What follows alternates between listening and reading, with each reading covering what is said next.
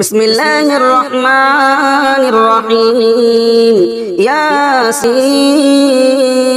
والقرآن الحكيم إنك لمن المرسلين على صراط مستقيم تنزيل العزيز الرحيم لتنذر قوما ما أنذر آباؤهم فهم غافلون لقد حق القول على أكثرهم فهم لا يؤمنون إنا جعلنا في أعناقهم أغلالا فهي إلى الأذقان فهم مقمحون وجعلنا من بين أيديهم سدا ومن خلفهم سدا فأغشيناهم فهم لا يبصرون وسواء عليهم أأنذرتهم أم لم تنذرهم لا يؤمنون إنما تنذر من اتبع الذكر وخشي الرحمن بالغيب فبشره بمغفرة وأجر كريم إنا نحن نحيي الموتى ونكتب ما قدموا وآثارهم وكل شيء أحصيناه في إمام مبين واضرب لهم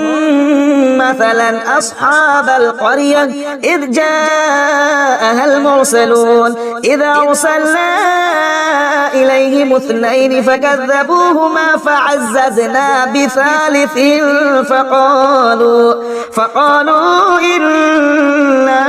إليكم مرسلون قالوا ما أنتم إلا بشر مثلنا وما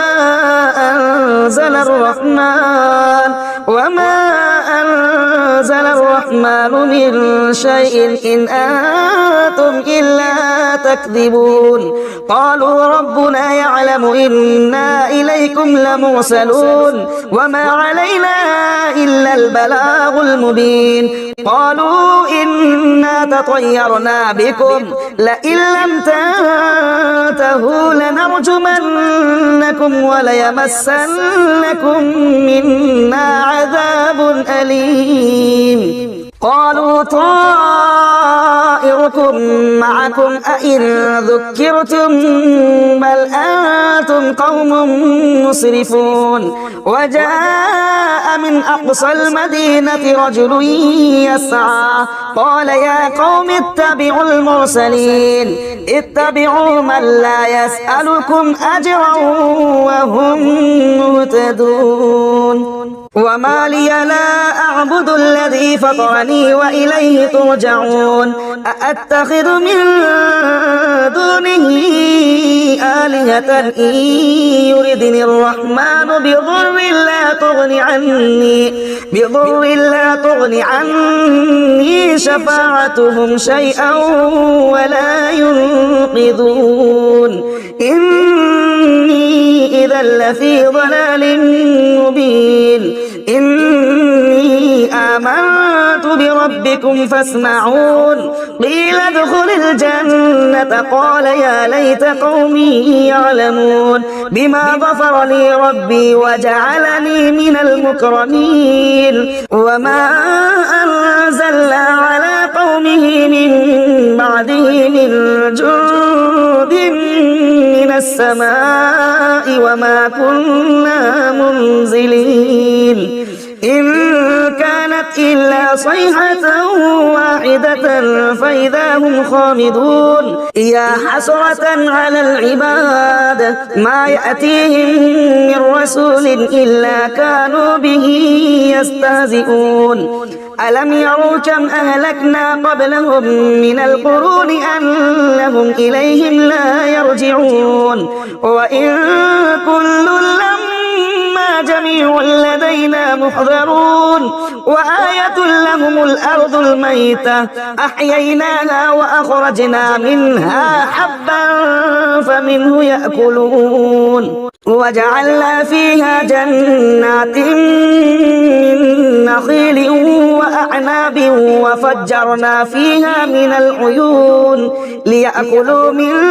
ثمره وما عملته أيديهم أفلا يشكرون سبحان الذي خلق الأزواج كلها مما تنبت الأرض ومن أنفسهم ومما لا يعلمون وآية لهم الليل نسلخ منه النهار فإذا هم مظلمون والشمس تجري لمستقر لها ذلك تقدير العزيز العليم والقمر قدرناه منازل حتى عاد كالعرجون القديم لا الشمس ينبغي لها أن تدرك القمر ولا الليل سابق النهار وكل في فلك يسبحون وآية لهم أنا حملنا ذريتهم في الفلك المشحون وخلقنا لهم من مثله ما يركبون وإن نشأ نغرقهم فلا صريخ لهم ولا هم ينقذون إلا رحمة منا ومتاعا إلى حين وإذا قيل لهم اتقوا ما بين أيديكم وما خلفكم لعلكم ترحمون وما تأتيهم من آية من آيات ربهم إلا كانوا عنها معرضين وإذا قيل لهم أنفقوا مما رزقكم الله قال الذين كفروا للذين آمنوا أنطعم من لو يشاء الله أطعمه إن أنتم إلا في ضلال مبين ويقولون متى هذا الوعد إن كنتم صادقين ما ينظرون إلا صيحة واحدة تأخذهم وهم يخصمون فلا يستطيعون توصية ولا إلى أهلهم يرجعون ونفخ في الصور فإذا هم من الأجداث إلى ربهم ينسلون قالوا يا ويلنا من بعثنا من مرقدنا هذا ما وعد الرحمن وصدق المرسلون إن كانت إلا صيحة واحدة فإذا هم جميع لدينا محضرون فاليوم لا تظلم نفس شيئا ولا تجزون إلا ما كنتم تعملون إن أصحاب الجنة اليوم في شغل فاكهون هم وأزواجهم في ظلال على الأرائك متكئون لهم فيها فاكهة ولهم ما يدعون سلام قولا من رب رحيم وامتازوا اليوم أيها المجرمون ألم أعهد إليكم يا بني آدم ألا تعبدوا الشيطان إنه لكم عدو مبين وأن اعبدوني هذا صراط مستقيم ولقد أضل منكم جبلا كثيرا أفلم تكونوا تعقلون هذه جهنم التي كنتم توعدون اصلوها اليوم بما كنتم تكفرون اليوم نختم على أفواههم وتكلمنا أيديهم وتشهد أرجلهم بما كانوا يكسبون ولو نشاء لطمسنا على أعينهم فاستبقوا الصراط فأنى يبصرون ولو نشاء لمسخناهم على مكانتهم فما استطاعوا مضيا ولا يرجعون ومن نعمره ننكسه في الخلق أفلا يعقلون وما علمناه الشعر وما ينبغي له إن هو إلا ذكر وقرآن مبين لينذر من كان حيا ويحق القول على الكافرين أولم يروا أنا خلقنا لهم مما عملت أيديهم أيدينا أنعاما فهم لها مالكون وذللناها لهم فمنها ركوبهم ومنها يأكلون ولهم فيها منافع ومشارب أفلا يشكرون واتخذوا من دون الله آلهة لعلهم ينصرون لا يستطيعون نصرهم وهم لهم جند محضرون فلا يحزنك قولهم إنا نعلم ما يسرون وما يعلنون أولم ير الإنسان أنا خلقناه من نطفة فإذا هو خصيم مبين وضرب لنا مثلا ونسي خلقه قال من يحيي العظام وهي رميم قل يحييها الذي أنشأها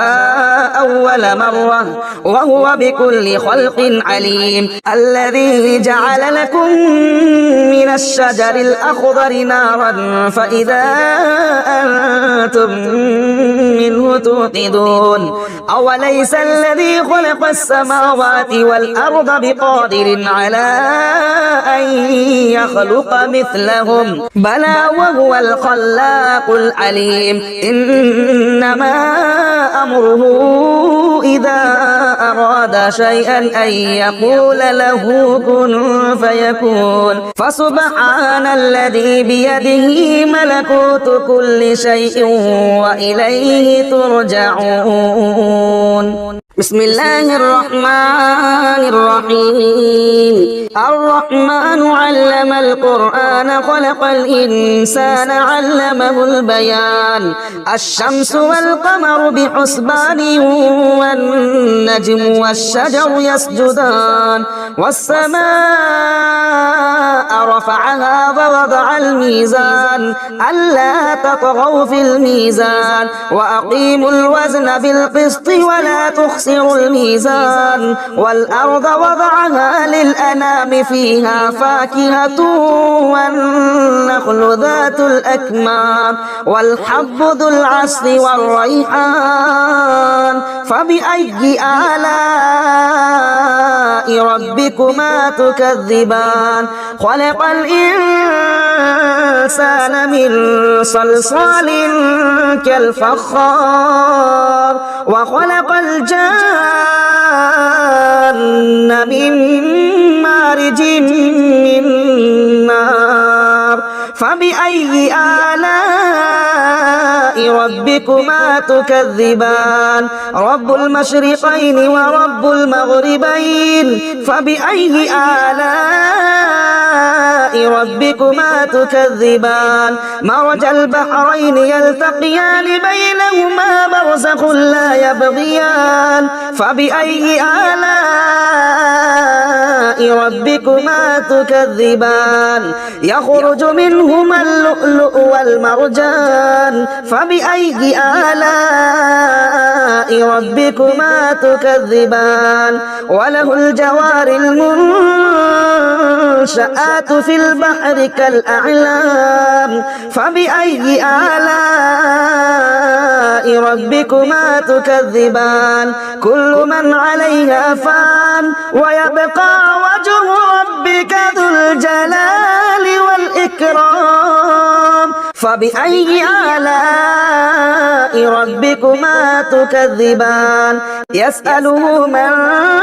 في السماوات والأرض كل يوم هو في شأن فبأي آلاء ربكما تكذبان سنفرغ لكم أيها الثقلان فبأي آلاء ربكما تكذبان يا معشر الجن والإنس إن استطعتم أن تنفذوا من أقطار السماوات والأرض فانفذوا لا تنفذون إلا بسلطان فبأي آلاء ربكما تكذبان يرسل عليكما شباظ من نار ونحاس فلا تنتصران فبأي آلاء ربكما تكذبان فإذا وانشقت السماء فكانت وردة كالدهان فبأي آلاء ربكما تكذبان فيومئذ لا يسأل عن ذنبه إنس ولا جان فبأي آلاء ربكما تكذبان يعرف المجرمون بسيماهم فيؤخذ بالنواصي والأقدام فبأي آلاء ربكما تكذبان هذه جهنم التي يكذب بها المجرمون يطوفون بينها وبين حميم آن فبأي آلاء ربكما تكذبان ولمن خاف مقام ربه جنتان فبأي آلاء ربكما تكذبان ذواتا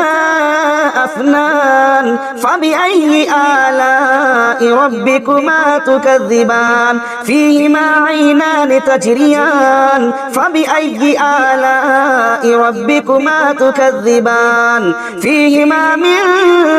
كل فاكهة زوجان فبأي آلاء ربكما تكذبان متكئين على فرش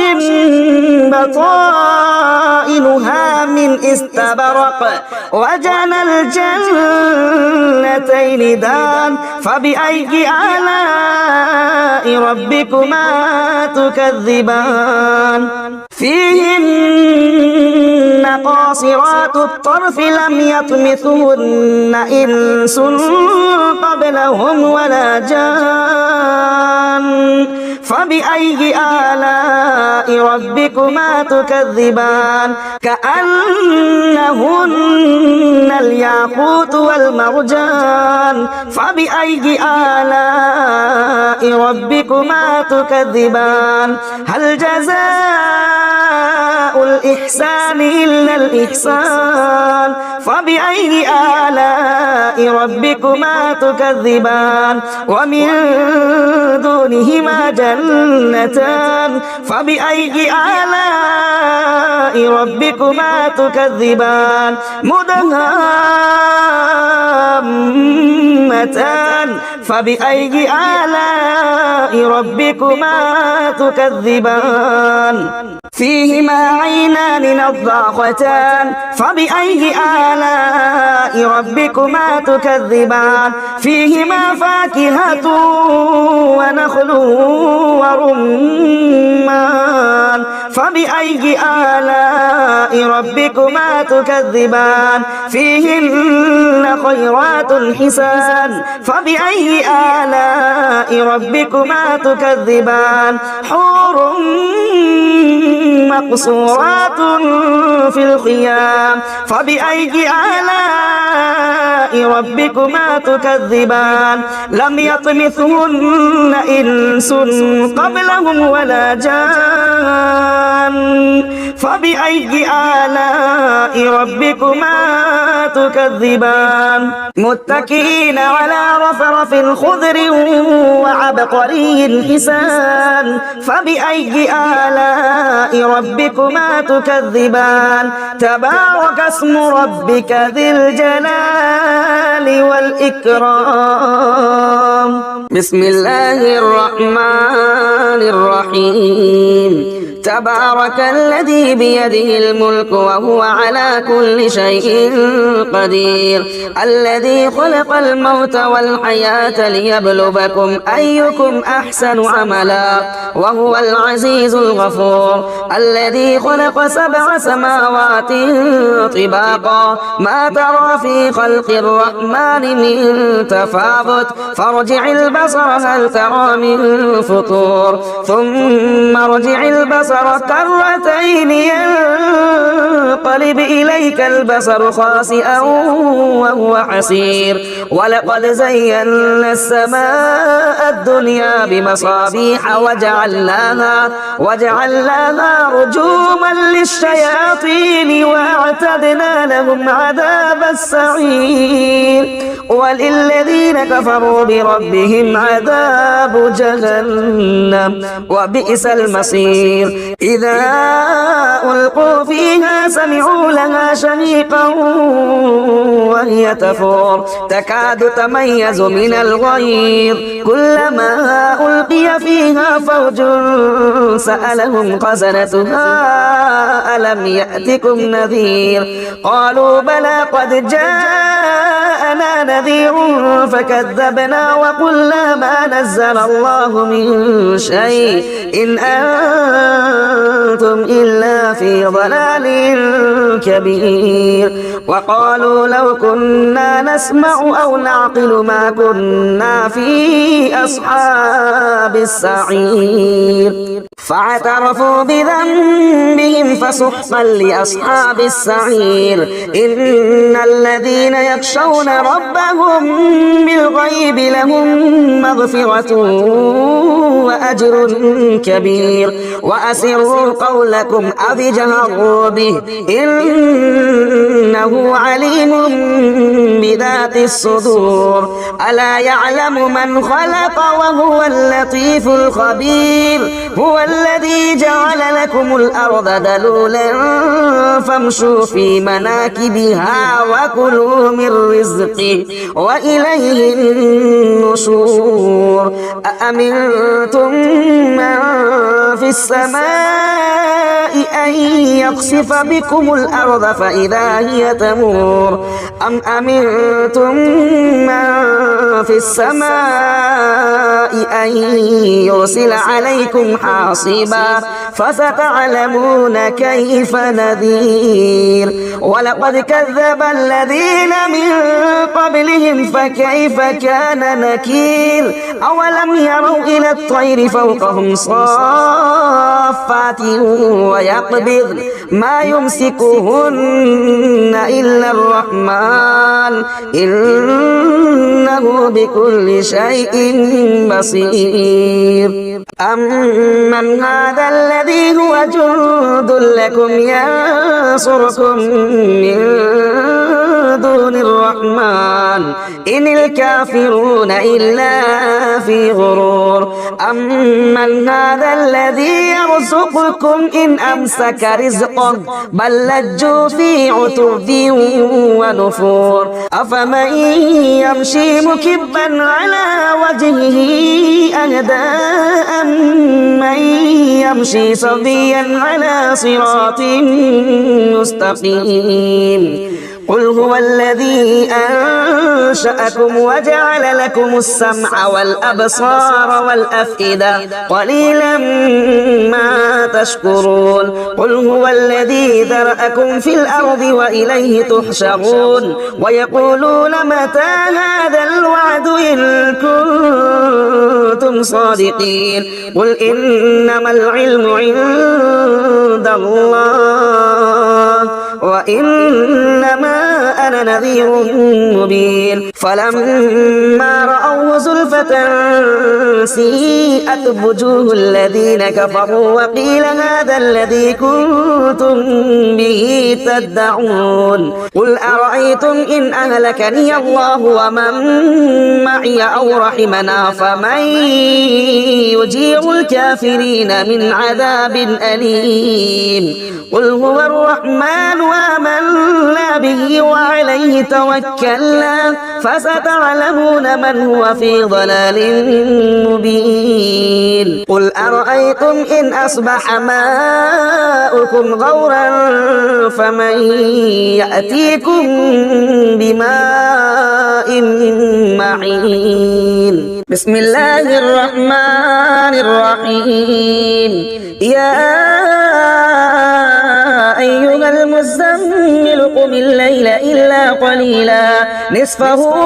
أَوِ انقُصْ مِنْهُ قَلِيلًا أَوْ زِدْ عَلَيْهِ وَرَتِّلِ الْقُرْآنَ تَرْتِيلًا إِنَّا سَنُلْقِي عَلَيْكَ قَوْلًا ثَقِيلًا إِنَّ نَاشِئَةَ اللَّيْلِ هِيَ أَشَدُّ وَطْئًا وَأَقْوَمُ قِيلًا إِنَّ لَكَ فِي النَّهَارِ سَبْحًا طَوِيلًا واذكر اسم ربك وتبتل إليه تبتيلا رب المشرق والمغرب لا إله إلا هو فاتخذه وكيلا واصبر على ما يقولون وهجرهم هجرا جميلا وذرني والمكذبين أولي النعمة ومهلهم قليلا إن لدينا أنكالا وجحيما وطعاما ذا غصة وعذابا أليما يوم ترجف الأرض والجبال وكانت الجبال كثيبا مهيلا إنا أرسلنا إليكم رسولا شاهدا عليكم كما أرسلنا إلى فرعون رسولا فعصى فرعون الرسول فأخذناه أخذا وبيلا فكيف تتقون إن كفرتم يوما يجعل البلدان شيبا السماء منفطر به كان وعده مفعولا إن هذه تذكرة فمن شاء اتخذ إلى ربه سبيلا إن ربك يعلم أنك تقوم أدنى من ثلثي الليل ونصفه وثلثه وطائفة من الذين معك والله يقدر الليل والنهار علم أن لن تحصوه فتاب عليكم فاقرؤوا ما تيسر من القرآن علم أن سيكون منكم مرضى وآخرون يضربون في الأرض يبتغون من فضل الله وآخرون يقاتلون في سبيل الله فاقرؤوا ما تيسر منه وأقيموا الصلاة وآتوا الزكاة وأقرضوا الله قرضا حسنا وما تقدموا لأنفسكم من خير تجدوه عند الله هو خيرا وأعظم أجرا واستغفروا الله إن الله غفور رحيم بسم الله الرحمن الرحيم إذا وقعت الواقعة ليس لوقعتها كاذبة خافضة رافعة إذا رجت الأرض رجا وبست الجبال بسا فكانت هباء منبثا وكنتم أزواجا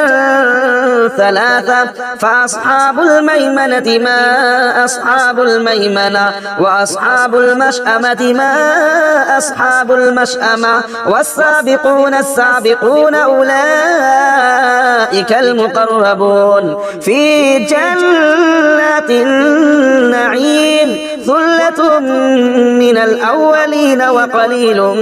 من الآخرين على سرر موضونة متكئين عليها متقابلين يطوف عليهم بلدان مخلدون بأكواب وأباريق وكأس من معين لا يصدعون عنها ولا ينزفون وفاكهة مما يتخيرون ولحم طير مما يشتهون وحور عين كأمثال اللؤلؤ المكنون جزاء بما كانوا يعملون لا يسمعون فيها لغوا ولا تأثيما إلا قيلا سلاما سلاما وأصحاب اليمين ما أصحاب اليمين في سدر مخضود وطلح منضود وظل ممدود وماء مسكوب وفاكهة كثيرة لا مقطوعة ولا ممنوعة وفرش مرفوعة إنا أنشأناهن إنشاء فجعلناهن أبكارا عربا أترابا لأصحاب اليمين ثلة من الأولين وثلة من الآخرين وأصحاب الشمال ما أصحاب الشمال في سموم وحميم وظل من يحموم لا بارد ولا كريم إنهم كانوا قبل ذلك مترفين وكانوا يصرون على الحنث العظيم وكانوا يقولون أئذا متنا وكنا ترابا وعظاما أئنا لمبعوثون أو آباؤنا الأولون قل إن الأولين والآخرين لمجموعون إلى ميقات يوم معلوم ثم إنكم أيها الضالون المكذبون لآكلون من شجر من زقوم فمالئون منها البطون فشاربون عليه من الحميم فشاربون شرب الهيم هذا نزلهم يوم الدين نحن خلقناكم فلولا تصدقون أفرأيتم ما تمنون أأنتم تخلقونه أم نحن الخالقون نحن قدرنا بينكم الموت وما نحن بمسبوقين على أن نبدل أمثالكم وننشئكم فيما لا تعلمون ولقد علمتم النشأة الأولى فلولا تذكرون أفرأيتم ما تحرثون أأنتم تزرعونه أم نحن الزارعون لو نشاء لجعلناه حطاما فظلتم تفكهون إنا لمغرمون بل نحن محرومون أفرأيتم الماء الذي تشربون أأنتم أنزلتموه من المزن أم نحن المنزلون لو نشاء جعلناه أجاجا فلولا تشكرون أفرأيتم النار التي تورون أأنتم أنشأتم شجرتها أم نحن المنشئون نحن جعلناها تذكرة ومتاعا للمقوين فسبح باسم ربك العظيم فلا أقسم بمواقع النجوم وإنه لقسم لو تعلمون عظيم إنه لقرآن كريم في كتاب مكنون لا يمسه إلا المطهرون تنزيل من رب العالمين أفبهذا الحديث أنتم مدهنون وتجعلون رزقكم أنكم تكذبون فلولا إذا بلغت الحلقوم وأنتم حينئذ تنظرون ونحن أقرب إليه منكم ولكن لا تبصرون فلولا إن كنتم غير مدينين ترجعونها إن كنتم صادقين فأما إن كان من المقربين فروح وريحان وجنة نعيم وأما إن كان من أصحاب اليمين فسلام لك من أصحاب اليمين وأما إن كان من المكذبين الضالين فنزل من حميم وتصلية جحيم إن هذا لهو حق اليقين فسبح باسم ربك العظيم.